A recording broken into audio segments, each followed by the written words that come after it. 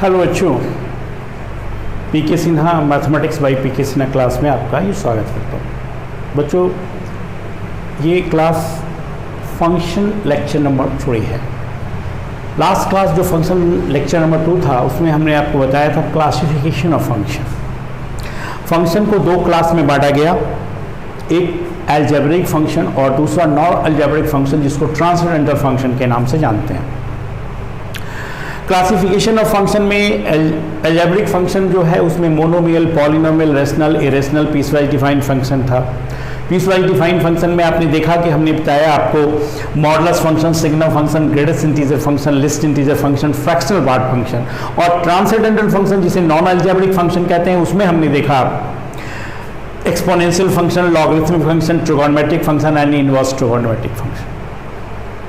तो real valued function में हमने फंक्शन के क्लासिफिकेशन के बारे में बताया।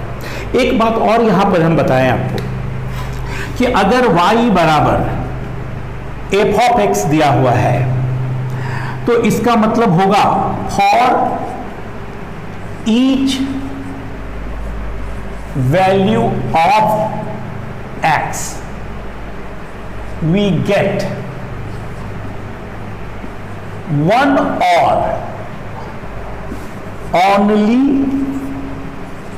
one value of y, है ना। if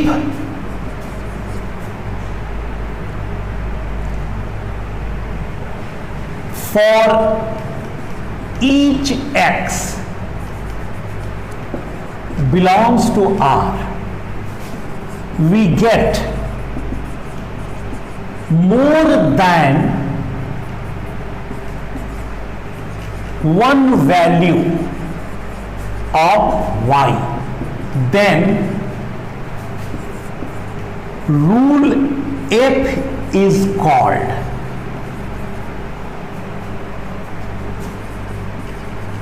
multiple valued function. But here what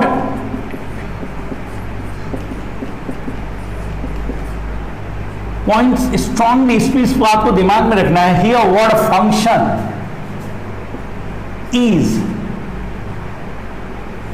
used only for single valued of y, है ना। इसलिए हम उसे यानी सिंगल वैल्यूड फंक्शन होता है ना। और y equal to f x एक सिंगल वैल्यूड फंक्शन होगा। इसका मतलब corresponding to each x belongs to r there exist has one and only one value of y, यानी x के हर वैल्यू के लिए y का सिर्फ एक वैल्यू मिलना चाहिए। अगर मोर देन वन वैल्यू मिल रहा है तो उसको हम लोग क्या बोलेंगे, multiple valued function. But here word function is used only for single value, not for only for single value, not for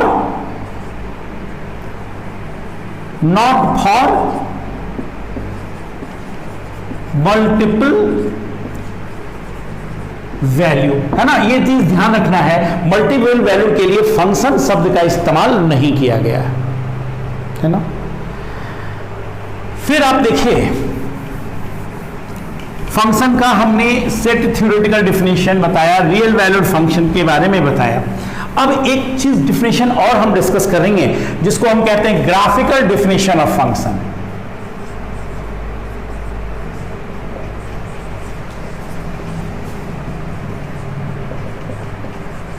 of function का ग्राफिकल डेफिनेशन क्या होता है। If any line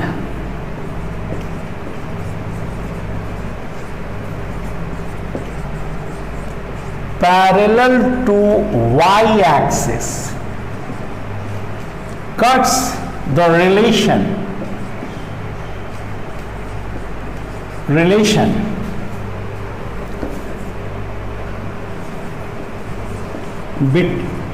cut the graph of a relation, the graph of a relation between x and y if any line parallel to y axis cuts the graph of a relation between x and y at one and only one point, then the relation is called function. तो उस relation को हम लोग function कहेंगे, है ना। अब जैसे देखिए, अगर मान लीजिए हम ये ग्राफ बनाते हैं, कोई भी ग्राफ, देखिए y एक्सिस के पैरेलल एक लाइन सिर्फ एक जगह पे कट किया इसको, तो ये जो है निश्चित रूप से y equal to f x एक फंक्शन होगा, है ना। यहां पर हम ये कह सकते हैं कि here y equal to f x is a function, ये एक फंक्शन है। लेकिन अगर मान लीजिए यहां पर एक ग्राफ हमने इस तरह का बनाया है, ये देखिए y एक्सिस के पैरेलल ये पॉइंट इसको एक नहीं बल्कि 3 बिंदुओं पे कट कर रहा है, ये 3, यानी कहने का मतलब है कि x का एक वैल्यू अगर है तो y के 1, 2 और 3 वैल्यू से एसोसिएटेड हो रहा है। ये हुआ ना। मान लीजिए ये अगर वैल्यू k है और ये r है और ये t है, तो देखिए k, r और t से एसोसिएटेड हो रहा है, तो ये जो होगा, इसलिए ये यहां पर ये जो आ रहा है नॉट अ फंक्शन। ये जो रिलेशन x और y के बीच होगा उस रिलेशन को हम लोग फंक्शन नहीं बोलेंगे। यानी if any line parallel to graph of a relation between x and y at one and only one point, then the relation is called function, otherwise relation is not a function। वो x और y के बीच का एक relation हो सकता है, लेकिन word function उसके लिए हम यूज नहीं कर सकते। फंक्शन का मतलब सिंगल से एसोसिएशन होता है। यहां पर x का एक मान, y का एक मान मिला। जैसे अगर x बराबर a है तो y बराबर k है, अगर x बराबर b है तो y का अलग अलग वैल्यू मिल रहा है। यानी हम यहां पर देखें, लेकिन यहां पर x के एक ही पर y के 3 वैल्यू मिल रहा है, तो ये फंक्शन नहीं कहलाया। क्लियर है ये?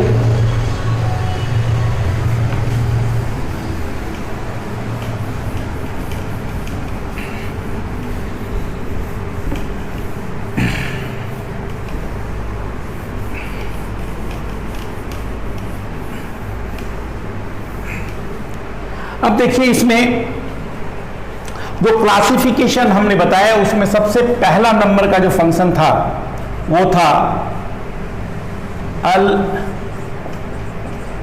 अलजेब्रिक फंक्शन, है ना। अलजेब्रिक फंक्शन, ये किस तरह के फंक्शन होते हैं, अलजेब्रिक फंक्शन क्या होता है, इसके लिए हम बात करते हैं। देखिए an algebraic function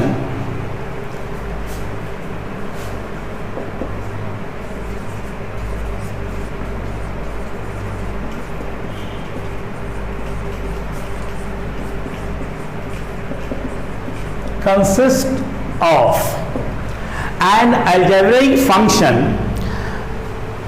of a finite number, consists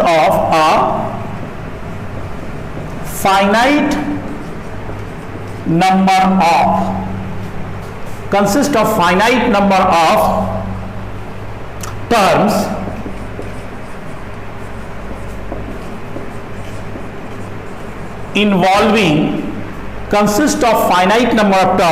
involving powers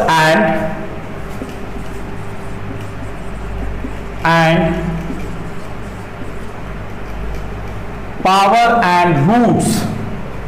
An algebraic function consists of a finite number of terms involving power and roots of the variable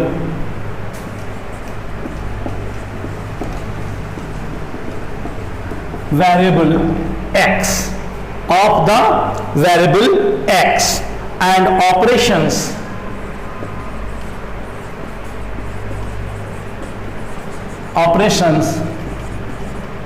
addition,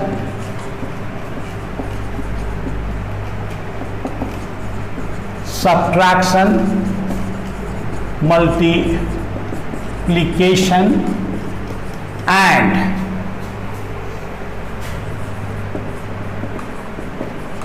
division. अब जैसे एग्जाम्पल में देख लीजिए, फाइनाइट टर्म होना चाहिए 2x² plus 3x minus 7। आप यहां पे ये लिख सकते हैं fx बराबर 5x³ plus 3x² minus 7x to the power 1/2 plus 5। fx equal to √x plus 3 upon x² plus 5, ये हुआ। fx बराबर 1 upon x to the power 1/2 plus x to the power 1/3। fx बराबर √x माइनस 5, है ना। fx बराबर x² plus 3x plus 7 upon x plus 4 ETC, मतलब कुछ भी अलजेब्रिक एक्सप्रेशंस होना चाहिए। ये सब के सब जो होते हैं वो क्या हो जाते हैं? अलजेब्रिक फंक्शंस कहलाते हैं, है ना। ये सब के यानी an algebraic function consist of finite number of terms involving powers and roots of variable x and operations addition, subtraction, multiplication and division. इस तरह का जो यानी अलजेब्रिक एक्सप्रेशन हो, उसमें ट्रिगोनोमेट्रिक, लॉगरिथमिक कोई और एक्सप्रेशन नहीं होना चाहिए, उसे हम अलजेब्रिक फंक्शन कहते हैं। अब इस अलजेब्रिक फंक्शन में हम सबसे पहला फंक्शन देखते हैं जिसको हम कहते हैं मोनोमियल फंक्शन। मोनोमियल फंक्शन से मतलब होता है एक टर्म वाला फंक्शन, यानी जिस फंक्शन में सिर्फ और सिर्फ एक ही टर्म हो उसे मोनोमियल, एक पदी फलन नाम देते हैं, उसे हम लोग कहते हैं। देखिए सबसे पहला मोनोमियल फंक्शन नंबर 1 जिसको ए बोलेंगे,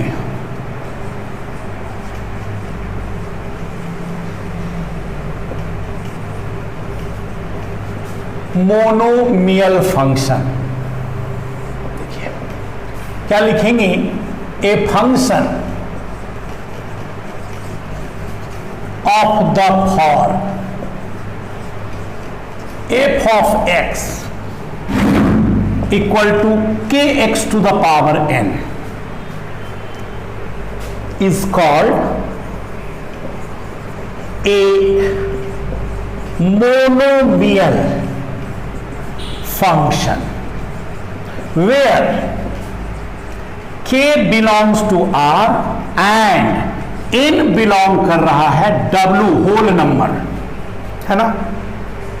देखिए एग्जाम्पल के तौर पे fx इक्वल टू 5x² एक पदी फलन कहलाता है बाबू, ये जान लीजिए। fx equal to √3x, fx equal to -√2x to the power 5, fx equal to 4x, fx equal to सिर्फ 3 ले लें, x पे पावर 0 अर्थात केवल 3 होल नंबर हो सकता है। ये सब के सब क्या होता है? ETC आर मोनोमियल्स, ये सब के सब मोनोमियल फंक्शन कहलाते हैं। डोमेन जो होता है ना, डोमेन ऑफ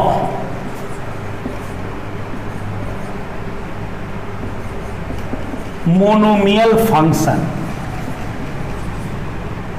बी आर, यानी दैट इज डोमेन बराबर होगा आर। रेंज की जब बात करेंगे तो रेंज बराबर होगा ऑल रियल नंबर या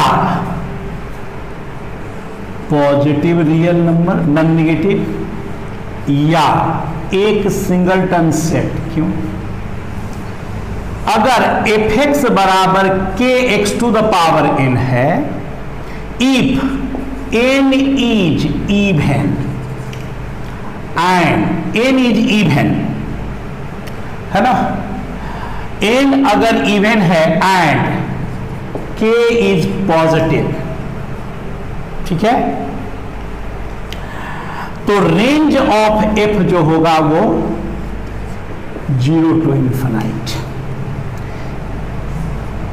अगर इसके बाद if n is even and k is negative, तो रेंज ऑफ f जो होगा ना वो -∞ टू 0 हो गया। अब देखिए इफ n इज ऑड, अगर n ऑड होगा तो रेंज ऑफ f जो होगा वो ऑल रियल नंबर, है ना, कुछ भी हो सकता है बाबू, ऑल रियल नंबर। और इफ n बराबर 0 तो रेंज ऑफ f जो होगा वो एक सिंगलटन सेट k हो जाएगा। यानी रेंज जो है, अब देखो इसका रेंज क्लोज 0 टू इंफिनाइट, इसका रेंज -∞ से +∞, इसका रेंज -∞ से +∞, इसका रेंज -∞ से +∞, इसका रेंज सिंगलटन सेट, है ना। मान लो इसमें कोई एक फंक्शन ऐसा देते कि -5x² होता, सारा नेगेटिव यानी -∞ टू 0 होता, तो रेंज जो होता है वो चेंज करेगा, वो डिपेंड करेगा प्रॉब्लम पर, but domain is always the set of real number, है ना। रेंज देखिए रियल नंबर भी हो सकता है, ये भी हो सकता है, ये भी हो सकता है, ठीक है। इसमें हम एक पॉइंट और दे दें यहां पे, और -∞ टू 0 भी हो सकता है, और एक सिंगलटन सेट भी हो सकता है। अभी देखिए अगर n इवन है, k पॉजिटिव है, अगर n इवन है और k नेगेटिव है, अगर n ऑड है तो चाहे k पॉजिटिव हो या नेगेटिव हो, रेंज जो होगा ऑल रियल नंबर होगा। अगर n का वैल्यू 0 है तो fx का वैल्यू एक सिंगलटन सेट हो जाएगा वो। तो रेंज जब निकालना होगा हम लोग इसी आधार प्रॉब्लम्स को देखेंगे, उसके आधार पे बताएंगे। और मोनोमियल फंक्शन का मतलब होता है एक पदी फलन, यानी जिस फंक्शन में सिर्फ एक ही टर्म हो उसे ही एक पदी फलन यानी मोनोमियल फंक्शन कहते हैं, ठीक है।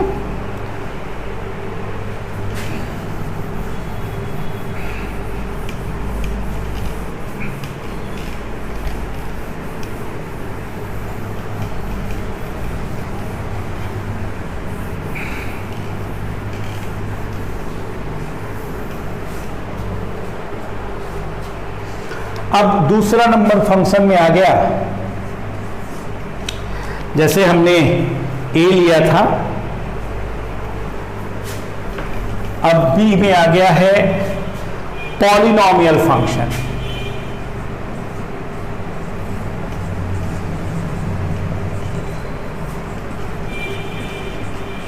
Polynomial function a function of the form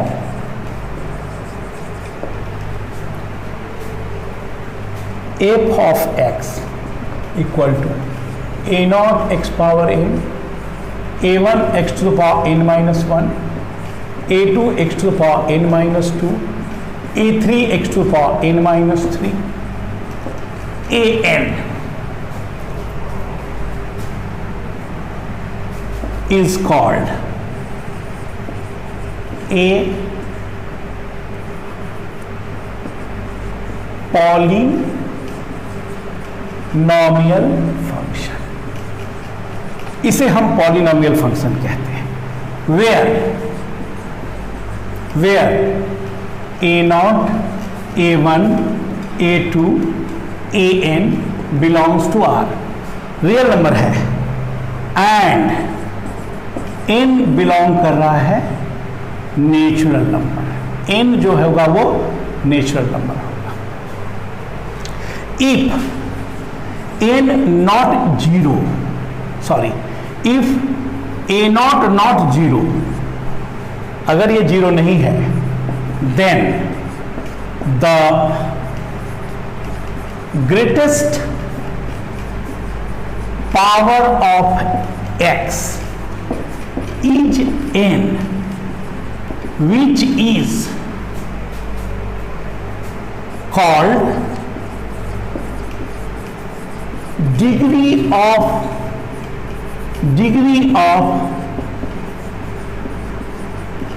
polynomial function fx, degree of polynomial function. यानी हम ये कह सकते हैं that is f of x is equal to a not x to the power n, a one x to the power n minus one, a two x to the power n minus two से लेकर a n, provided a not not equal to zero is आ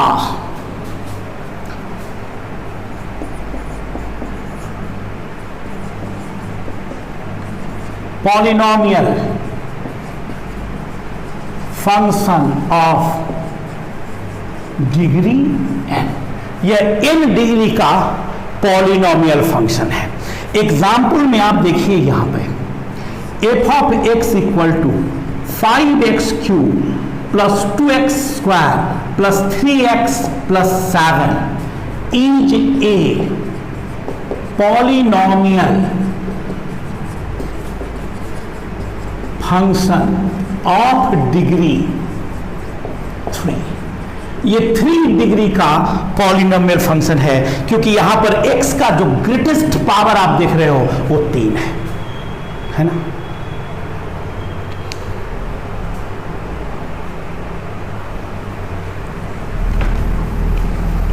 अब हम इसके domain के बारे में बात करेंगे, इसके रेंज के बारे में बात करेंगे।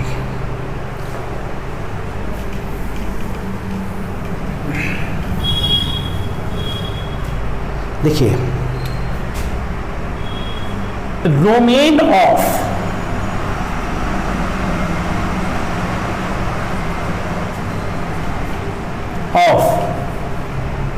डोमेन इसका जो होगा वो पूरा का पूरा रियल नंबर होगा। पॉलिनोमियल फंक्शन का डोमेन रियल नंबर होगा। रेंज की जहां तक बात कहेंगे तो रेंज जो होता है इज नॉट फिक्स्ड, ये डिपेंड करेगा प्रॉब्लम टू प्रॉब्लम। अब जैसे मान लो एफ एक्स बराबर दिया हुआ है x square plus 4x plus 8, 4x plus 15 ये दिया हुआ है। डोमेन क्या होगा तो देखो, डोमेन ऑफ, इसको हम लोग डोमेन ऑफ एफ बोलते हैं। Domain of f no doubt about it पूरा का पूरा रियल नंबर हो गया। अब रही बात रेंज के लिए, देखिए एफ एक्स बराबर x square plus 4x plus 15 है। इट मीन्स y बराबर x square plus 4x plus 4 plus 11 लिख सकते हो, यानी y बराबर x प्लस 2 का होल स्क्वायर प्लस 11 लिख सकते हो, यानी x प्लस 2 का whole square equal to y minus 11 लिख सकते हो। अब देखो, for all x belongs to R, x plus 2 का whole square always greater than equal to 0, it implies y minus 11 always greater than equal to 0 implies y greater than equal to 11, है ना। तो इसका रेंज क्या हो गया, यहां पर y का वैल्यू रेंज होता है, तो इसका रेंज आ गया है आप यहां पे क्लोज इंटरवल 11 से इनफाइनाइट। रेंज जो है पॉलिनोमियल फंक्शन का रियल नंबर ही का सेट होता है, बट एग्जैक्ट फिक्स नहीं है क्या होगा। 2 डिग्री का पॉलिनोमियल 4 डिग्री 5 डिग्री 6 डिग्री हो, तो ये प्रोसेस आगे चल करके इसके बारे में बात करेंगे। रेंज इसका चेंजेबल होता है, वेरिएबल होता है, लेकिन जहां तक डोमेन की बात करेंगे तो पॉलिनोमियल फंक्शन का जो डोमेन होता है वो ऑलवेज होता है set of real number. Range is the subset of real number, यानी रेंज जो होगा वो कोई ना कोई सबसेट ही होगा रियल नंबर का, बट एग्जैक्टली क्या होगा फिक्स नहीं है, वो प्रॉब्लम टू प्रॉब्लम चेंज करता है। बट डोमेन जो होता है पॉलिनोमियल फंक्शन का वो सारा का सारा रियल नंबर होता है। क्लियर है?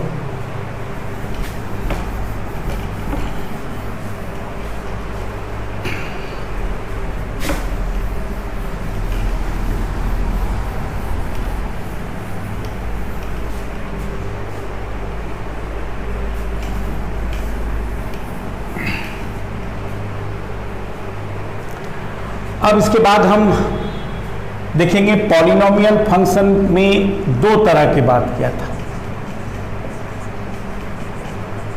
कांस्टेंट फंक्शन, देखिए ए फंक्शन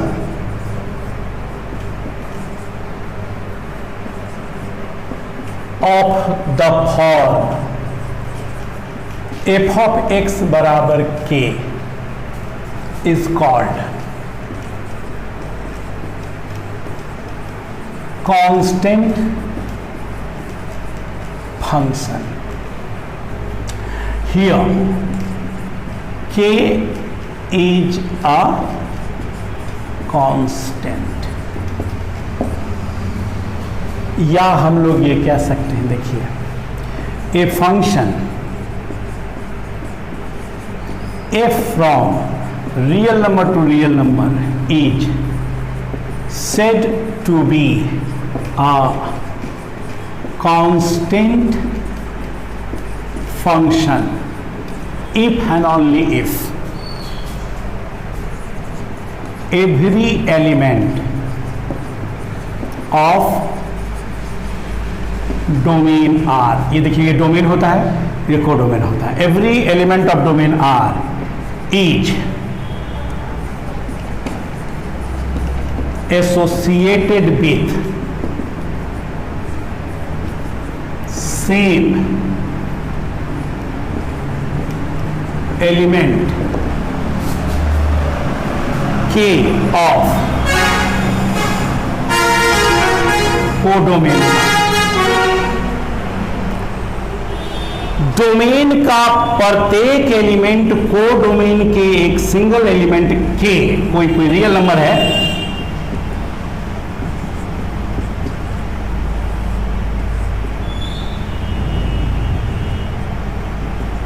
ये सभी के सभी एकमात्र एलिमेंट से एसोसिएटेड, इसे हम लोग constant function. Every element of domain sorry ये भी रियल नंबर का सेट है, हैज सेम इमेज, सभी का सेम इमेज हो, whatever real value of x में be, f x is always equal to k, तो इसे ही कहते हैं हम लोग कांस्टेंट फंक्शन, है ना। यानी एफ एक्स बराबर के इंप्लाइज वाई बराबर के, ये है कांस्टेंट फंक्शन। के बिलोंग कर रहा है कोई ना कोई रियल नंबर में, यानी कोई ना कोई वो कांस्टेंट होगा। हम इसको और भी क्लियरली देखें, इस फंक्शन को ग्राफ द्वारा भी देखें। यहां पे देखिए, अगर हम इसके ग्राफ के बारे में बात करें तो आप कोऑर्डिनेट ज्योमेट्री जब पढ़े होंगे तो आपको ये पता चला होगा कि y बराबर k is a straight line parallel to x axis. देखिए x का वैल्यू आप कुछ भी लीजिए, f ऑफ x बराबर k इंप्लाइज y बराबर k, तो अगर x का मान हम 0 लेंगे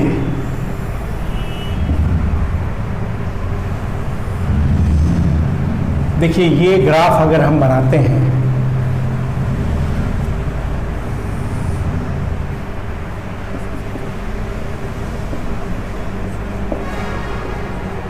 मान लीजिए 0 लेंगे तो भी k मिलेगा, 1 लेंगे तो भी k मिलेगा, 2 लेंगे तो भी k मिलेगा, 3 लेंगे तो भी k मिलेगा। तो ये एक्स एक्सिस के पैरेलल एक लाइन हमने ड्रॉ किया, यानी graph of a constant function is a straight line parallel to x axis. देखिए ये k है, यहां से यहां तक का distance,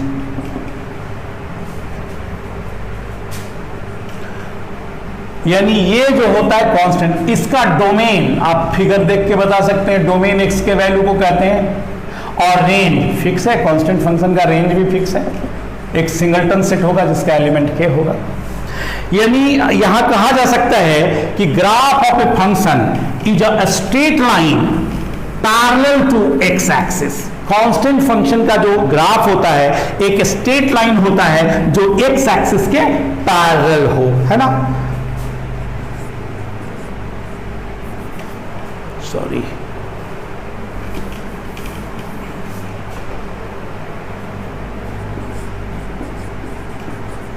graph of a constant function is a straight line parallel to x-axis. This is graph of a constant function. Fix है, domain all real number, range. Constant function के बाद आइडेंटिटी फंक्शन है, इसके बाद rational, irrational, piecewise defined function. इन सब चीज को हम डिस्कस करेंगे फिर नेक्स्ट लेक्चर में. आज का ये क्लास यहीं तक है, फिर अगले क्लास में हम आप सबसे मिलते हैं. तब तक के लिए